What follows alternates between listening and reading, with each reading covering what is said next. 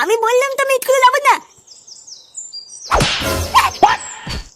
বাড়ার একটা শান্তি ছিল জন্ম দিচ্ছি, বাড়া হাড় মাংস সব জ্বালিয়ে গেল। মা কি গো, আমার ছেলে এটা কি হলো?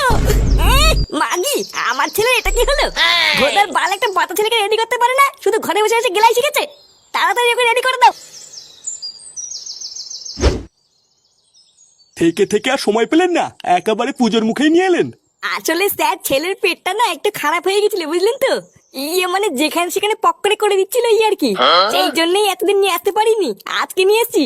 এখন আপনি যদি আপনার স্কুলে ভর্তিটা নিয়ে নেন তাহলে খুব ভালো হয় স্যার। না, সবই তো বুঝতে পারছি, কিন্তু সামনেই পুজো, তার উপরে আবার পুজোর পরেই পরীক্ষা। এখন এই মুহূর্তে আপনার ছেলেকে কিভাবে ভর্তি নেই বলুন? না না স্যার, আপনি এসব পরীক্ষা টরীক্ষা নিয়ে ভাববেন না। আমার ছেলে লেওরা পড়াশোনায় খুব ভালো, একবার যা দেখে ভোদার বল সেটা কোনোদিনই বলে না। দুটো দিন টাইম দিলেই দেখবেন দেনার দেন পরীক্ষায় পাশ করে গেছে। কি বলছেন, দুটো দিনেই পরীক্ষায় পাশ করে যাবে? হ্যাঁ স্যার, আমার ছেলের মাথায় খুব বুদ্ধি, লেওরা দেখবেন আপনাদের স্কুলের নাম উজ্জ্বল করবে। বাহ, এ তো ভালো কথা। তা বাবা, তোমার নাম কি? বল বল, তোর নাম কি বল? লেওলা, উনি কি বলো বাল নাকি যে উনাকে আমার নাম বলতে দেবো? বালাল বাল জোর করে স্কুলে নিয়ে এসতে আমার নামও বলতে হবে?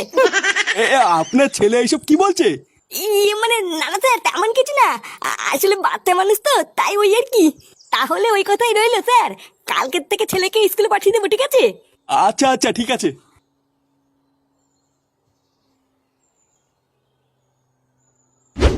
শোন, আগের স্কুলে যা করেছিস করেছিস, এটা কিন্তু মানে বড় স্কুল, এখানে কিন্তু আমার মান সম্মান ডুবাবি না।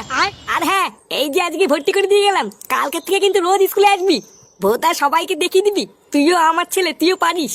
আর যদি স্কুলে কোনো গড়বড় করিস বা স্যার যদি বাড়ি গিয়ে নালিশ করে আসে, তাহলে গাছে উল্টো করে ঝুলিয়ে তো সেটা আমি কেমন ভাঙবো দেখিস। আর হ্যাঁ, আজ থেকে রোজ বাড়িতে মন দিয়ে পড়াশোনা করবি, তোকে ভালো নম্বর আনতে হবে। লেওরে একদিন যেটা আমি করতে পারি মেহবুবা,